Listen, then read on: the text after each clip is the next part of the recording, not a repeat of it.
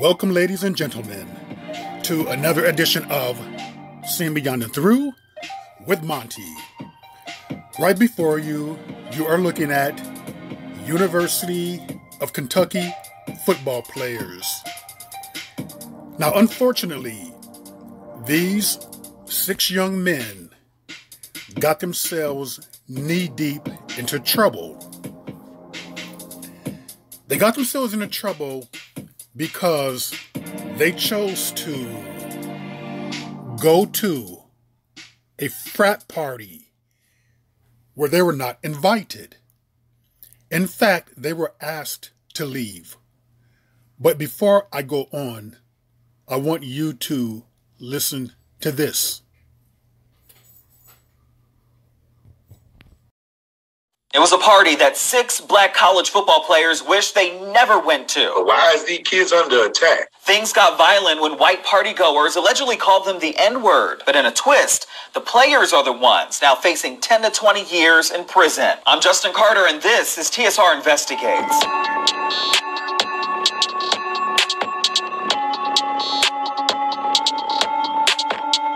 Saturday, March 6th is the typical Saturday night at the University of Kentucky. Alpha Sigma Phi, which is a predominantly white fraternity, they're hosting an off-campus private party. 3 black U of K football players, they see it advertised on social media. They decide to go. Also, some of them say that it's a house that they've been to before, but this night, it was a little bit different. But we got to do something about this today. DeVito Tisdale Sr. is speaking on behalf of his son, DeVito Tisdale Jr. DeVito Jr. is a safety for the U of K, facing first-degree burglary charges, along with his teammates Reuben Adams, Robert McClain, Andrew Phillips, Ernest Sanders, and Joel Williams. It started when police say 3 of the guys arrived at the frat party uninvited and were asked to leave. We got our hands on the University of Kentucky's student conduct report that says that the group was initially met outside by an unidentified girl in a blue jersey who asked who they were and told them that they were not welcome. Another player also claimed that somebody called them the N-word as soon as they walked in the house. Now, in a separate report, police said that the players got upset, threatened to come back, and when they did, they brought more people who allegedly forced their way into the home. Once inside, police say a fight ensued and Tisdale pulled a gun. This is not a gun-packing thug. Neither are these kids. The University of Kentucky held a series of student conduct hearings in an effort to get the full story. Those documents, though, are heavily redacted due to privacy laws. But one witness, they said that Tisdale pulled a gun from his waistband. Another one saying that he pointed it at somebody. But a gun was never recovered from the scene. The board later said, quote, reports of a gun or guns were hearsay and that there was not a preponderance of evidence to say with certainty that anybody had a gun. And where'd that come from? Someone trying to destroy a kid. His father believes there's a motive behind these charges, especially since the charges were filed on August 19th, around the time that the football season was starting. All 6 have been sidelined as their head coach, Mark Stoops, awaits the outcome of the case. We've been patient. Our players have been patient. And you have to trust the system. And this is enough to slander him. It was reported that a number of people were injured, including several women who claimed that they were punched in the face. One woman even saying that she was pushed against the wall by her neck. The hearing board did agree that over a dozen students were responsible for either harm or threat of harm that night, as well as several COVID-19 guideline violations. They concluded that alcohol and the use of racial slurs played a significant role, yet there was a significant number of students involved and no clear determination on who actually started this. So why are these 6 students being criminally charged? I spoke to a former Kentucky detective, Denny Butler, who says that he has some serious problems with this case. They were reinstated to the football team, and then I think it was 2-3 weeks later, these charges pop up out of nowhere, and it just kind of threw everybody for a loop. And yeah, the stories just don't seem to add up. Butler is retired and now spends his days helping exonerate innocent people wrongfully convicted of serious crimes. The way I look at their case, it's a recipe for a wrongful conviction. All 6 players have pled not guilty, and a preliminary hearing has been waived to a grand jury.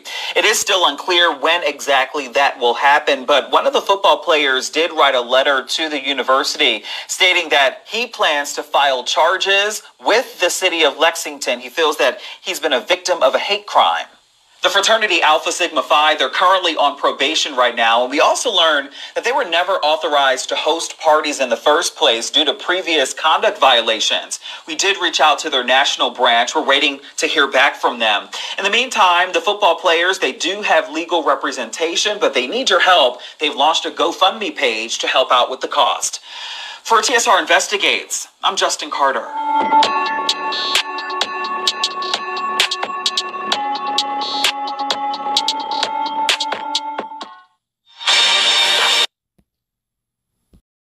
Okay, so you heard that.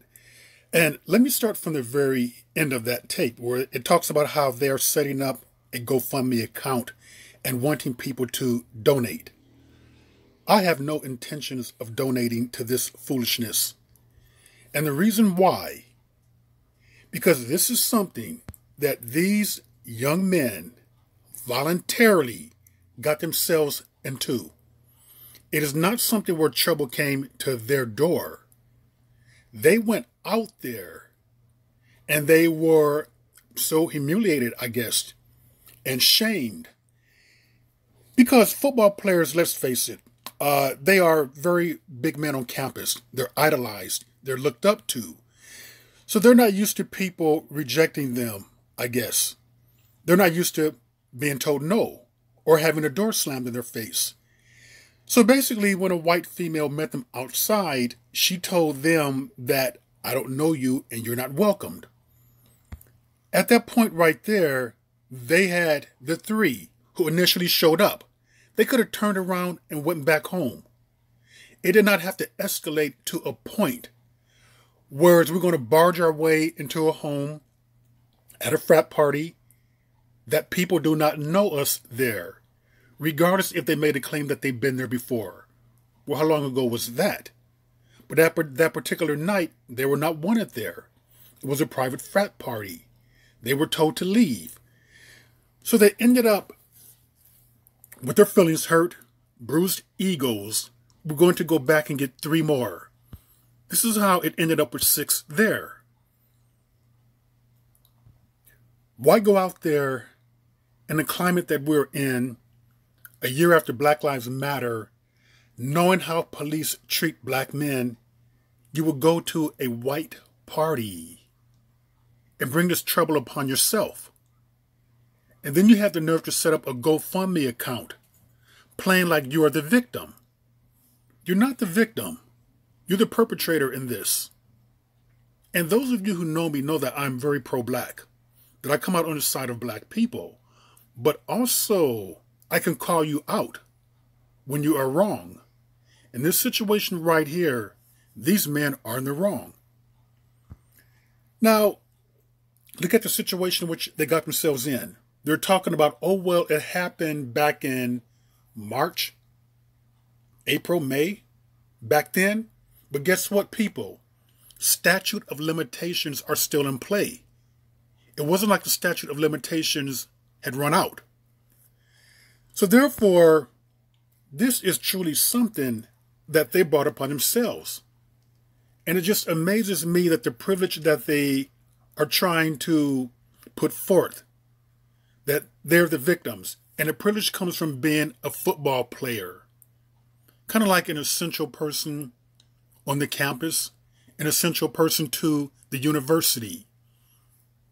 Because football games do bring in a lot of revenue. It brings in a lot of attention. But I want to dive into something deeper. And that goes into why are the opinions of white people and what they think of you so important?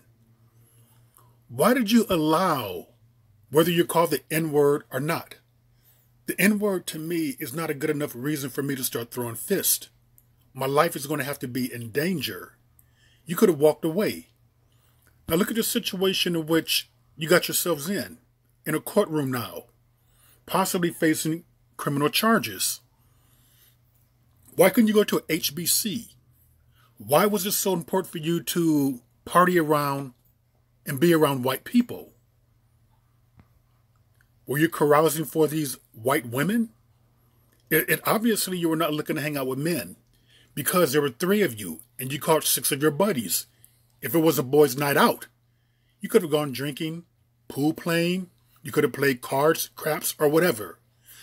So apparently this tells me that you were thinking that you're going to get into some type of black fantasy. And what happened was that you were offended, that you were not wanted.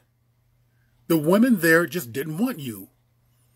And I think that for black men, they need to really separate that what happens in porn movies.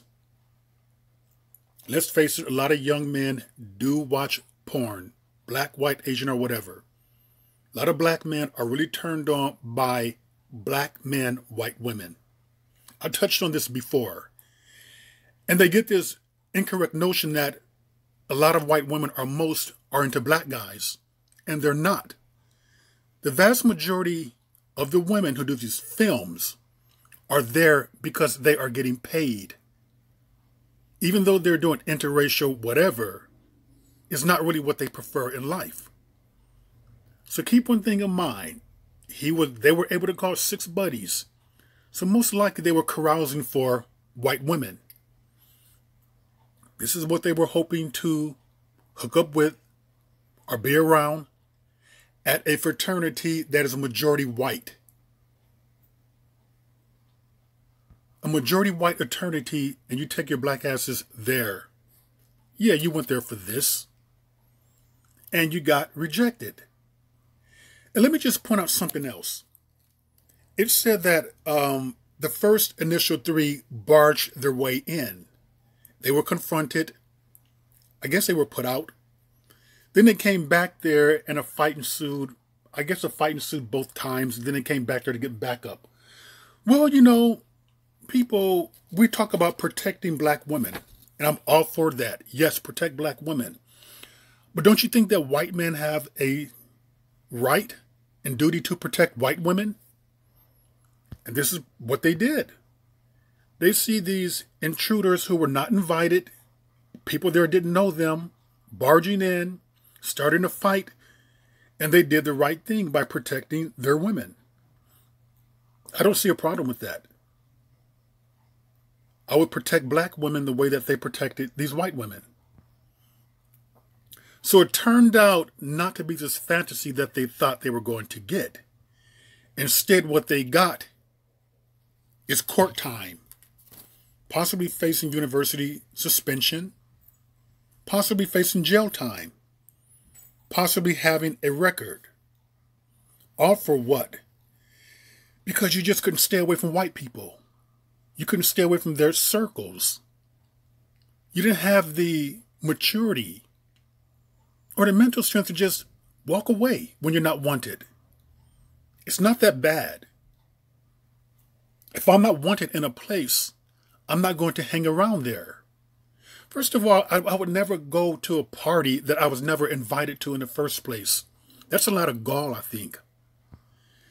That's just like a lot of ego involved, which was a lot of ego involved right here. Young athletes, whatever color, can be very egotistical, thinking that the world revolves around them, thinking that they have a right to be here, a right to be there, a right to go there. And then when that right is not granted, they feel something. They get triggered.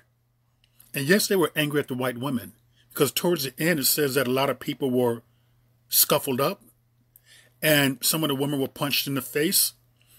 So what would make you so angry to punch females in the face or to push women, to hit them? When you're rejected, that's what would make you angry. So hopefully people can, black men in particular, can let this be a lesson. And black people, if you're not wanted in a particular place or space, just walk away with grace. that is the best thing to do. You don't have to be calling for backup. You don't have to be making a big scene, to behaving violently. There's no need for that. It is a need for you to keep the peace, keep your integrity, and think about your own future. Think about the futures of your family and how many people that you could be affecting with the mistakes in which you have made. And with that, ladies and gentlemen, that is another edition of Seeing Beyond and Through with Monty, and I will see you all beyond and through.